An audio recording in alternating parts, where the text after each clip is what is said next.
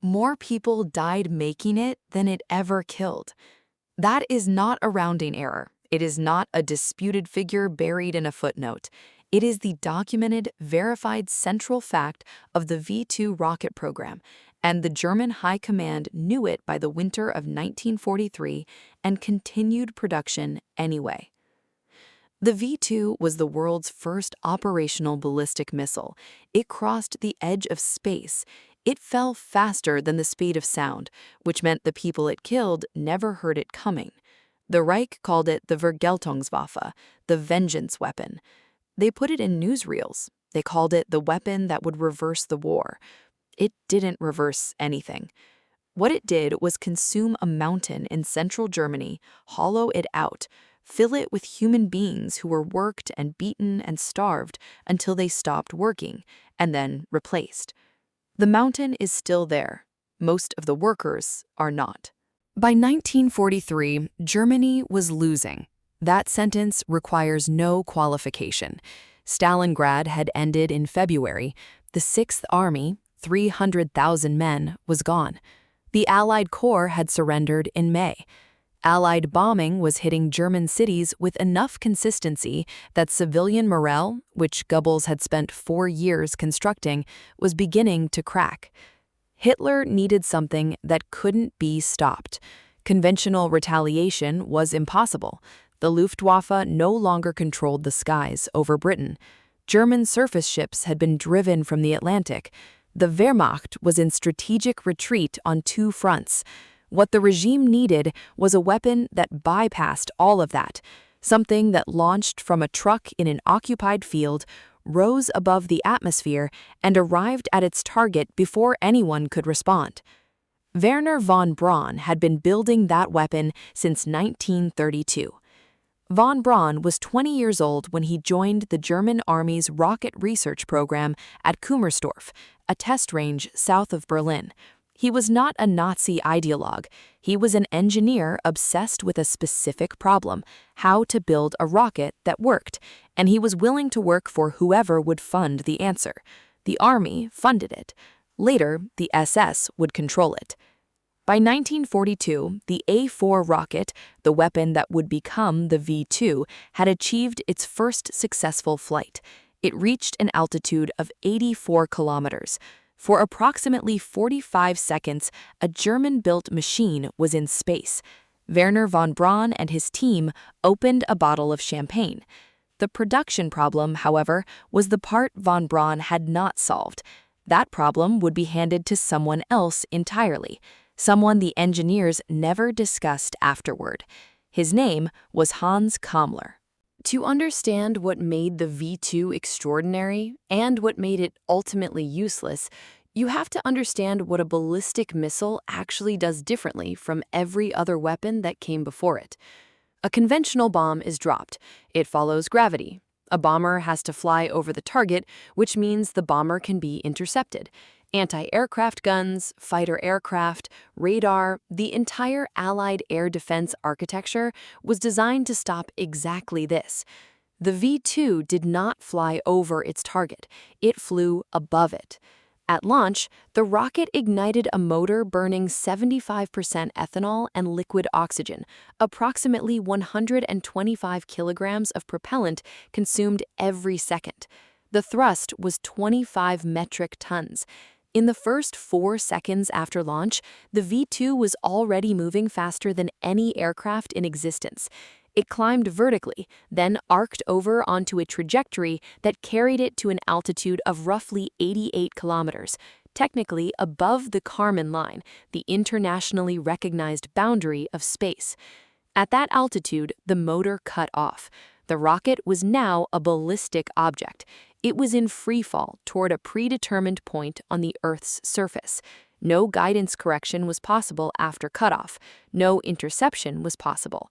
The V-2 re-entered the atmosphere at approximately 1,600 meters per second, faster than the speed of sound, which is why there was no warning.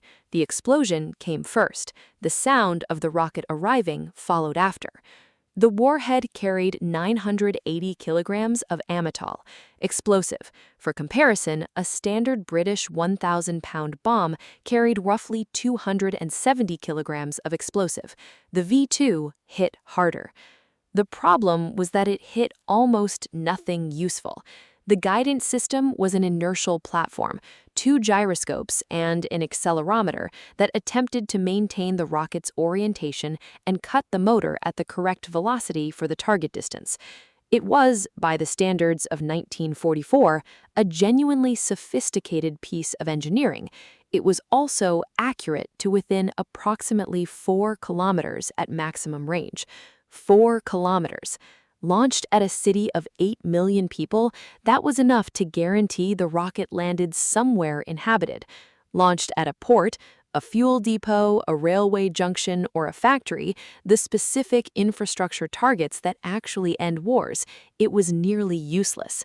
The weapon that crossed the edge of space could not reliably hit a building. Von Braun knew this. His team had been refining the guidance system since 1938 and had not solved the problem. The fundamental limitation was not engineering competence, it was physics. The accumulated error in an inertial system over a flight lasting several minutes was simply too large to defeat with the technology available in 1944. The Reich did not want to hear that. Production was ordered at scale. Subscribe if you want more engineering stories the official history skipped. The next part is where this stops being a story about a rocket. Hans Kammler was an SS Obergruppenführer, the equivalent of a full general, and an engineer by training. He had overseen the construction of Auschwitz. He understood, in a very practical sense, how to build things quickly using people who had no choice about whether to participate. In August 1943, the RAF bombed Peenemünde, the research facility on the Baltic coast where von Braun's team had been developing the V2. The attack killed 180 people and damaged critical infrastructure. More importantly, it demonstrated that the program was vulnerable to conventional air attack. Kammler's solution was to move production underground. The Mittelwerk, the central works, was carved out of the Kohnstein mountain in the Harz region of central Germany, 250 kilometers from the nearest coast, below 200 meters of solid anhydrite rock. The facility was immune to bombing. It was also, in the winter of 1943 to 1944, a place where human beings were worked to death at a rate that exceeded the death toll of the weapon they were building. The workers were concentration camp prisoners, primarily from Dora, a subcamp of Buchenwald established specifically to supply labor for the Mittelwerk. In the early months of the program, there were no barracks. Workers slept in the tunnels. There was no adequate sanitation. Food rations were calibrated to sustain a man for approximately 4 months of hard labor. After 4 months, replacement workers arrived. The precise death toll of the Mittelwerk is documented in post-war Allied investigations and German records captured in 1945. Approximately 12,000 people died in the Dora-Mittelbau camp system directly attributable to V2 production conditions. A further 9,000 died on evacuation marches as Allied forces advanced in early 1945. Total deaths associated with the V2 production program, somewhere between 20,000 and 25,000 people. The weapon killed approximately 9,000 people in total, the majority of them civilians in London, Antwerp, and Liège. The weapon killed fewer people than the factory that made it. This was not an accidental outcome of wartime conditions. It was a known operational fact inside the SS administrative structure. The Mittelwerk was operating on a deliberately lethal labor model. Workers were not assets to be preserved, they were inputs to be consumed. When one cohort was exhausted, the SS transferred another. The supply of human beings in 1944 Germany was considered adequate for the purpose. Von Braun visited the Mittelwerk. Post-war, he claimed he was unaware of the full extent of conditions. The Allied investigators who he debriefed in 1945 and who had strong institutional reasons to believe him because they wanted his expertise for the American rocket program, accepted this account. Operation Paperclip brought von Braun to the United States in 1945. He became the chief architect of the Saturn V rocket that carried Apollo 11 to the moon in 1969. The prisoners who built the V-2 received no such transfer. Meanwhile, the weapon itself was performing exactly as its guidance system predicted it would, which is to say, it was landing within 4 kilometers of its intended targets and killing civilians at random. Between September 1944 and March 1945, approximately 3,170 V-2s were fired at Allied targets.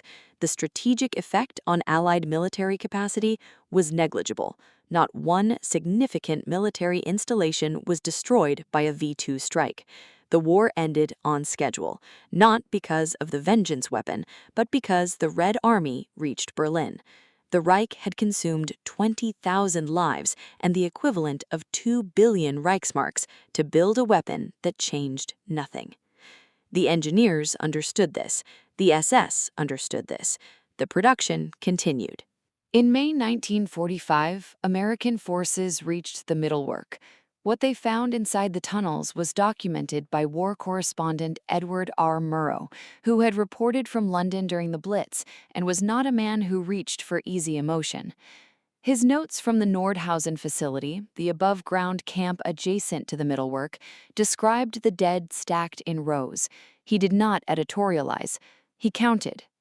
The V-2 hardware the Americans found, complete rockets, components, technical drawings, was shipped to White Sands, New Mexico. Von Braun and 125 of his engineers followed under Operation Paperclip. The knowledge survived. The men who had built the rockets in the tunnels had not. The dark part of this story is not that the V-2 failed as a weapon. Many weapons fail. The dark part is what the program reveals about the decision-making structure of an institution under pressure. The German High Command knew the guidance was inadequate. They knew the production model was lethal. They knew the strategic math did not work, that no number of rockets landing 4 kilometers from a railway junction was going to reverse the Eastern Front. They had access to all of this information by the end of 1943. They continued because the program had become something other than a weapon. It had become a signal to the German population, to the Allied leadership, to Hitler himself, that the Reich was still capable of the extraordinary. The V-2 was not a military instrument by 1944. It was a propaganda instrument that required a factory. The factory required bodies. Somewhere in the Harz Mountains, the tunnels of the Mittelwerk still exist. The mountain absorbed the rockets and the men who made them. One of those things the world remembers. The other, it mostly forgot. If that gap interests you, subscribe. There are more machines with stories like this one.